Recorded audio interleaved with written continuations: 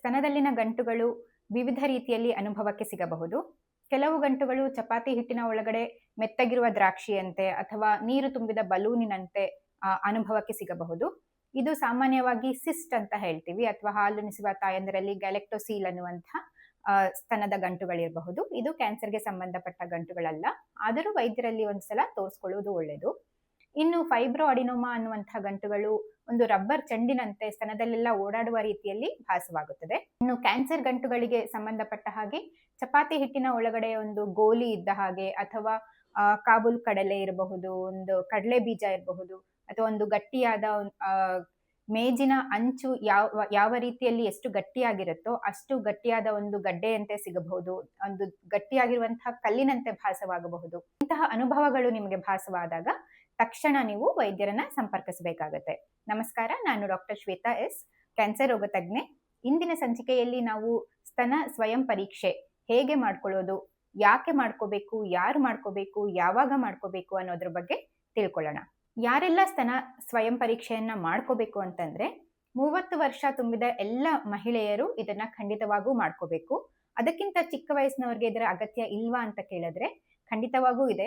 ನಾನು ನನ್ನ ವೃತ್ತಿ ಜೀವನದಲ್ಲಿ ನೋಡಿರುವ ಹಾಗೆ 23ನೇ ವಯಸ್ಸಿನ ಮಹಿಳೆ, ಅದರಲ್ಲೂ ಸಹ ಹಾಲುಣಿಸುವ ಒಬ್ಬ ತಾಯಿಯಲ್ಲಿ ಸಹ ಸ್ತನ ಕ್ಯಾನ್ಸರ್ನ ಪತ್ತೆ ಆಗಿದೆ.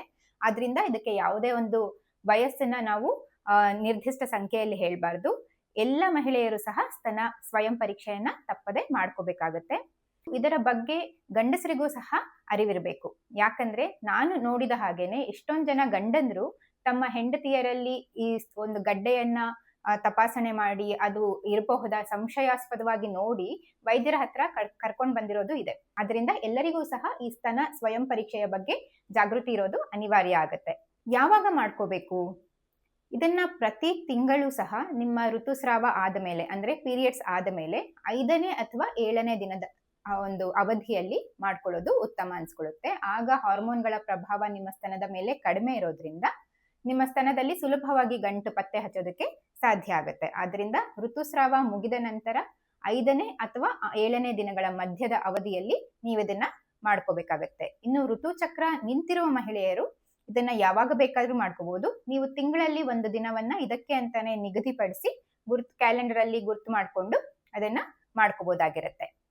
ಯಾಕೆ ನಾವು ಸ್ತನ ಸ್ವಯಂ ಪರೀಕ್ಷೆಯನ್ನ ಮಾಡ್ಕೋಬೇಕು ಅಂತಂದ್ರೆ 40% ಸ್ತನ ಕ್ಯಾನ್ಸರ್ಗಳು ಮಹಿಳೆಯರು ತಮ್ಮ ಸ್ತನದಲ್ಲಿ ಗಡ್ಡೆಯನ್ನ ಮುಟ್ಟಿ ಅದು ಭಾಸವಾದಾಗ ಬಂದು ಪತ್ತೆ ಆಗಿರೋಂಥದ್ದಾಗಿರುತ್ತೆ.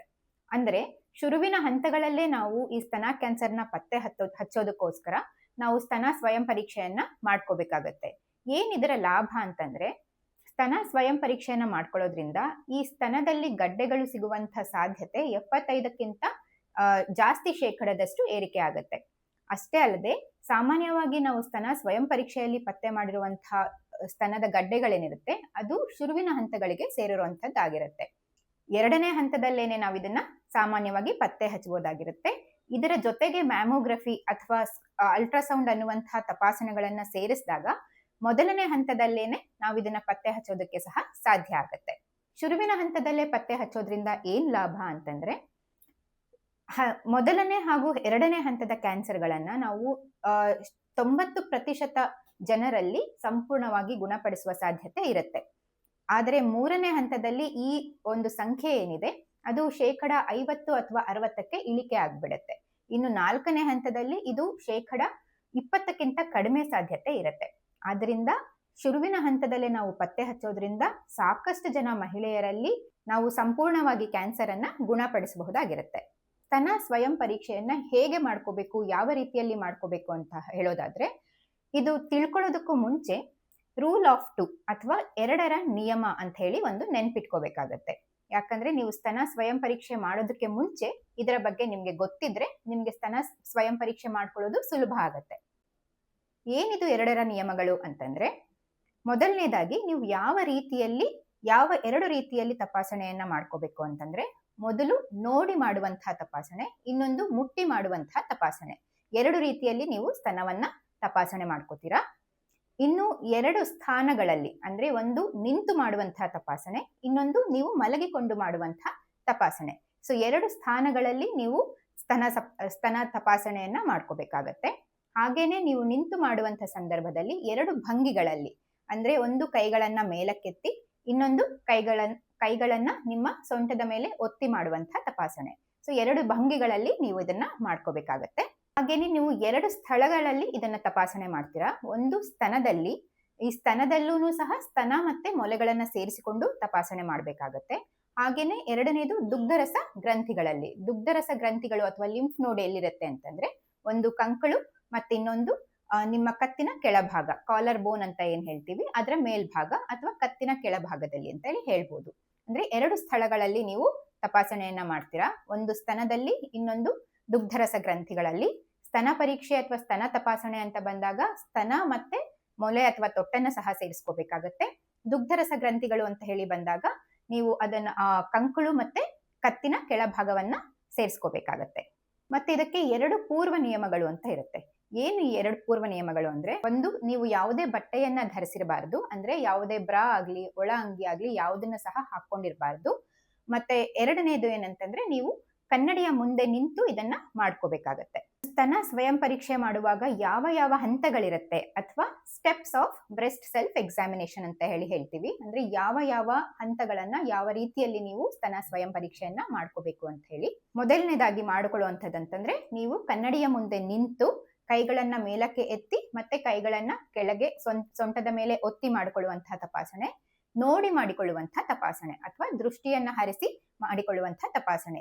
ಏನೇನನ್ನ ನೀವು ನೋಡ್ಬೇಕಾಗುತ್ತೆ ಅಂತಂದ್ರೆ, ಸ್ತನದ ಗಾತ್ರ, ಆಕಾರ ಮತ್ತೆ ಬಣ್ಣ. 2 ಸ್ತನಗಳು ಒಂದೇ ಆಕಾರದಲ್ಲಿದ್ಯಾ, ಒಂದೇ ಗಾತ್ರದಲ್ಲಿದ್ಯಾ, ಏನಾದ್ರೂ ಬದಲಾವಣೆ ಆಗಿದ್ಯಾ, ಹಿಂದಿನ ತಿಂಗಳಿಗೂ ಈ ತಿಂಗಳಿಗೂ ಏನಾದ್ರೂ ವ್ಯತ್ಯಾಸ ಇದೆಯಾ ಅಂತ ಹೇಳಿ ನೀವು ನೋಡ್ಬೇಕಾಗುತ್ತೆ. ಸ್ತನದ ಮೇಲಿನ ಬಣ್ಣ ಏನಾದ್ರೂ ಕೆಂಪಗಾಗಿದ್ಯಾ, ಯಾವ್ದಾದ್ರೂ ಒಂದು ಭಾಗದಲ್ಲಿ ಏನಾದ್ರೂ ಉಬ್ಬಿದ ಹಾಗೆ ಅಥವಾ ಊತ ಬಂದ ಹಾಗೆ ಕಾಣಿಸ್ತಾ ಇದೆಯಾ, ಅಥವಾ ಏನಾದ್ರೂ ಗಾಯ ಆದ ರೀತಿಯಲ್ಲಿ, ಹುಣ್ಣಾದ ರೀತಿಯಲ್ಲಿ ಏನಾದ್ರೂ ಕಾಣಿಸ್ತಾ ಇದೆಯಾ, ಒಂದು ಸ್ತನಕ್ಕೂ ಇನ್ನೊಂದು ಸ್ತನಕ್ಕೂ ತುಂಬಾ ವ್ಯತ್ಯಾಸ ಏನಾದ್ರೂ ಇದೆಯಾ. ಕೆಲವರಲ್ಲಿ ಒಂದು ಸ್ತನ ಸಣ್ಣದಾಗಿ ಇನ್ನೊಂದು ಸ್ತನ ಸ್ವಲ್ಪ ದೊಡ್ಡದಾಗಿ ಇರುವಂತದ್ದು ಸಾಧ್ಯತೆ ಇರುತ್ತೆ. ಅದು ಚಿಕ್ಕ ವಯಸ್ಸಿನಿಂದ ಇದ್ರೆ ಏನು ತೊಂದರೆ ಇಲ್ಲ.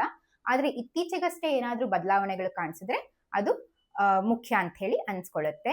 ಇನ್ನು ಸ್ತನದ ತೊಟ್ಟು ಅದೇನಿರುತ್ತೆ ಅದೇನಾದ್ರೂ ಒಳಗಡೆ ಹೋಗಿದ್ಯಾ, ಅದರಲ್ಲಿ ಏನಾದ್ರೂ ಗಾಯ ಇದೆಯಾ, ಅದರ ಜಾಗ ಒಂದು ರೀತಿಯಲ್ಲಿ ಹಿಂದಕ್ಕೆ ಎಳೆದ ಹಾಗೆ ಏನಾದ್ರೂ ಆಗಿದ್ಯಾ, ಅದರಿಂದ ಏನಾದ್ರೂ ದ್ರವ ಸೋರಿಕೆ ಆದ ರೀತಿಯಲ್ಲಿ ಏನಾದ್ರೂ ಕಾಣಿಸ್ತಾ ಇದೆಯಾ ಅಂತ ಹೇಳಿ ಸಹ ನಾವು ನೋಡ್ಬೇಕಾಗತ್ತೆ. ಸ್ತನದ ತೊಟ್ಟು, ಹಾಗೇನೆ ಕಂಕುಳು ಮತ್ತೆ ಕತ್ತಿನ ಕೆಳಭಾಗದಲ್ಲಿ ಏನಾದ್ರೂ ಊತ ಇದೆಯಾ ಅಂತ ಹೇಳಿ ಸಹ ನಾವು ನೋಡಿ ತಪಾಸಣೆ ಮಾಡ್ಬೇಕಾಗತ್ತೆ. ನೋಡಿ ತಪಾಸಣೆ ಮಾಡಿದ ಆದ್ಮೇಲೆ ನಂತರ ನಾವು ಮುಟ್ಟಿ ತಪಾಸಣೆ ಮಾಡುವ ಹಂತಕ್ಕೆ ಹೋಗ್ಬೇಕಾಗತ್ತೆ. ನೀವು ಮುಟ್ಟಿ ತಪಾಸಣೆ ಮಾಡುವ ಹಂತದಲ್ಲಿ ಮೊದಲು ನಿಂತು ತಪಾಸಣೆ ಮಾಡ್ತೀರಾ, ನಂತರ ಮಲಗಿ ಹಾಸಿಗೆಯ ಮೇಲೆ ಮಲಗಿ ತಪಾಸಣೆಯನ್ನ ಮಾಡ್ಬೇಕಾಗತ್ತೆ. ನೀವು ನಿಂತು ತಪಾಸಣೆ ಮಾಡುವಂತ ಸಂದರ್ಭದಲ್ಲಿ ಮೊದಲಿಗೆ ಕೈಗಳನ್ನ ನೀವು ತಲೆಯ ಹಿಂದೆ ಇಟ್ಕೋಬಹುದು ಅಥವಾ ಕೈಗಳನ್ನ ಮೇಲೆ ಎತ್ಕೋಬಹುದು. ಎಡ ಸ್ತನವನ್ನ ನೀವು ಬಲಗೈಯಿಂದ ತಪಾಸಣೆ ಮಾಡ್ತೀರಾ, ಹಾಗೇನೆ ಬಲಗಡೆ ಸ್ತನವನ್ನ ನೀವು ಎಡಗೈಯಿಂದ ತಪಾಸಣೆ ಮಾಡ್ಬೇಕಾಗತ್ತೆ. ಹೇಗೆ ಮುಟ್ಟಿ ತಪಾಸಣೆ ಮಾಡೋದು ಅಂತಂದ್ರೆ, ಮೊದಲು ವೃತ್ತಾಕಾರದಲ್ಲಿ, ಅಂದ್ರೆ ಒಳಗಡೆಯಿಂದ ಹೊರಗಡೆಗೆ, ಹೊರಗಡೆಯಿಂದ ಒಳಗಡೆಗೆ ಒಂದು ನೀವು ಸ್ತನವನ್ನ ಒಂದು ವೃತ್ತವನ್ನಾಗಿ ಭಾವಿಸಿ, ಅದು ಮೊಲೆ ಅಥವಾ ತೊಟ್ಟು ಏನಿರುತ್ತೆ ಅಲ್ಲಿಂದ ಹೊರಗಡೆ ಭಾಗಕ್ಕೆ ನೀವು ಗಡಿಯಾರದ ದಿಕ್ಕಿನಂತೆ ಅಥವಾ ಕ್ಲಾಕ್ ವೈಸ್ ಆ ರೀತಿಯಾಗಿ ಎಲ್ಲ ಕಡೆ ಒಂದೊಂದಾಗೇನೆ ನೀವು ತಪಾಸಣೆ ಮಾಡ್ಕೊಂಡು ಮುಟ್ಟಿ ನೋಡಿ ಏನಾದ್ರೂ ಗಂಟು ಸಿಗ್ತಿದ್ಯಾ ಅಂತ ಹೇಳಿ ಚೆಕ್ ಮಾಡ್ಬೇಕಾಗತ್ತೆ, ಪರೀಕ್ಷೆ ಮಾಡ್ಬೇಕಾಗತ್ತೆ. ಒಂದು ಸಲ ನೀವು ಗಡಿಯಾರದ ದಿಕ್ಕಿನಲ್ಲಿ ಅಥವಾ ಒಂದು ಕ್ಲಾಕ್ ವೈಸ್ ಮುಗಿಸಿದ ನಂತರ ಮತ್ತೆ ಆಂಟಿ ಕ್ಲಾಕ್ ವೈಸ್ ಅಥವಾ ಗಡಿಯಾರದ ವಿರುದ್ಧ ದಿಕ್ಕಿನಲ್ಲಿ ಸಹ ನೀವು ತಪಾಸಣೆಯನ್ನ ಮಾಡ್ಕೋಬೇಕಾಗತ್ತೆ. ಒಳಗಡೆಯಿಂದ ಹೊರಗಡೆಗೂ ಒಂದ್ಸಲ ಹೋಗ್ಬೇಕಾಗತ್ತೆ, ಹಾಗೇನೆ ಹೊರಗಡೆಯಿಂದ ಒಳಗಡೆಗೂ ಸಹ ಬಂದು ತಪಾಸಣೆಯನ್ನ ಮಾಡ್ಬೇಕಾಗತ್ತೆ. ನೀವು ತಪಾಸಣೆ ಮಾಡುವಂತ ಸಂದರ್ಭದಲ್ಲಿ ನಿಮ್ಮ ಬೆರಳಿನ ಮಧ್ಯಭಾಗವನ್ನ ಉಪಯೋಗಿಸ್ಬೇಕಾಗತ್ತೆ. ಯಾವುದೇ ಕಾರಣಕ್ಕೂ ಬೆರಳಿನ ತುದಿಗಳಿಂದ ತಪಾಸಣೆ ಮಾಡಬೇಡಿ. ಇದರಿಂದ ಏನಾಗುತ್ತೆ, ಯಾವುದಾದ್ರೂ ಗಂಟು ನೀವು ಒತ್ತಿದಂತಹ ಸಂದರ್ಭದಲ್ಲಿ ಅಲ್ಲಿಂದ ಜಾರಿ ಪಕ್ಕಕ್ಕೆ ಸರಿದು ಅದು ಮಿಸ್ ಆಗುವ ಸಾಧ್ಯತೆಗಳಿರುತ್ತೆ, ಆದ್ರೆ ತಪ್ಪಿಸ್ಕೊಳ್ಳುವಂತಹ ಸಾಧ್ಯತೆಗಳಿರುತ್ತೆ. ಆದ್ರಿಂದ ನಿಮ್ಮ ಬೆರಳಿನ ಈ ಮಧ್ಯಭಾಗವನ್ನ ಉಪಯೋಗಿಸ್ಬೇಕು. 3 ಬೆರಳುಗಳಿಂದ ನೀವು ತಪಾಸಣೆ ಮಾಡಬಹುದಾಗಿರುತ್ತೆ. ಅಲ್ಲದೆ ನೀವು ಒತ್ತಿ ತಪಾಸಣೆ ಮಾಡುವಂತಹ ಸಂದರ್ಭದಲ್ಲಿ ನಿಮ್ಮ ಸ್ತನಕ್ಕೆ ಆಸರೆಯನ್ನಾಗಿ ನಿಮ್ಮ ಪಕ್ಕೆಯ ಎಲುಬು ಅಥವಾ ರಿಬ್ ಕೇಜ್ ಏನಿರುತ್ತೆ, ಚೆಸ್ಟ್ ವಾಲ್ ಅಂತ ಏನ್ ಹೇಳ್ತೀವಿ, ಅದು ನಿಮಗೆ ಸಪೋರ್ಟ್ ಕೊಡಬೇಕು, ಅದು ನಿಮ್ಗೆ ಆಸರೆಯಾಗಿ ಸಿಗಬೇಕು. ನಿಮ್ಮ ಸ್ತನವನ್ನ ನೀವು ಪಕ್ಕೆಗೆ ಒತ್ತಿ ತಪಾಸಣೆಯನ್ನ ಮಾಡ್ಬೇಕಾಗತ್ತೆ. ಹಗುರವಾಗಿ ಸಹ ತಪಾಸಣೆ ಮಾಡ್ಬೋದು, ಹಾಗೇನೆ ಸ್ವಲ್ಪ ಮಟ್ಟಿಗೆ ಒತ್ತಿ ತಪಾಸಣೆಯನ್ನ ಮಾಡಿ. ತುಂಬಾ ನೋವಾಗುವಷ್ಟು ಗಟ್ಟಿಯಾಗಿ ಒತ್ತುವ ಅಗತ್ಯ ಇರೋದಿಲ್ಲ. ವೃತ್ತಾಕಾರದಲ್ಲಿ ತಪಾಸಣೆ ಆದಮೇಲೆ ನಂತರ ನಿಮ್ಮ ಸ್ತನವನ್ನ ಒಂದು ಚೌಕಾಕಾರವಾಗಿ ಭಾವಿಸಿ, ಅಂದ್ರೆ ನಿಮ್ಮ ದೇಹದ ಮಧ್ಯಭಾಗದಿಂದ ಕಂಕುಳಿನವರೆಗೂ, ಹಾಗೇನೆ ಮೇಲೆ ನಿಮ್ಮ ಕತ್ತಿನ ಒಂದು ಕಾಲರ್ ಬೋನ್ ಏನಿರುತ್ತೆ, ಮೂಳೆ ಏನಿರುತ್ತೆ, ಅಲ್ಲಿಂದ ಸ್ತನದ ಕೆಳಗಡೆ ಒಂದು ಭಾಗ ಅಥವಾ ಹೊಟ್ಟೆಯ ಮೇಲ್ಭಾಗದವರೆಗೂ ಒಂದು ಚೌಕವನ್ನಾಗಿ ಊಹಿಸಿಕೊಂಡು ಎಡಗಡೆಯಿಂದ ಬಲಗಡೆಗೆ, ಬಲಗಡೆಯಿಂದ ಎಡಗಡೆಗೆ, ಹಾಗೇನೆ ಮೇಲಿಂದ ಕೆಳಗಡೆಗೆ, ಕೆಳಗಡೆಯಿಂದ ಮೇಲ್ಗಡೆಗೆ. ಸೊ ಈ 4 ದಿಕ್ಕಿನಲ್ಲೂ ಸಹ ನೀವು ಅದನ್ನ ತಪಾಸಣೆ ಮಾಡಬೇಕಾಗತ್ತೆ. ಇದನ್ನ ಮುಟ್ಟಿ ನೋಡ್ಬೇಕಾಗತ್ತೆ.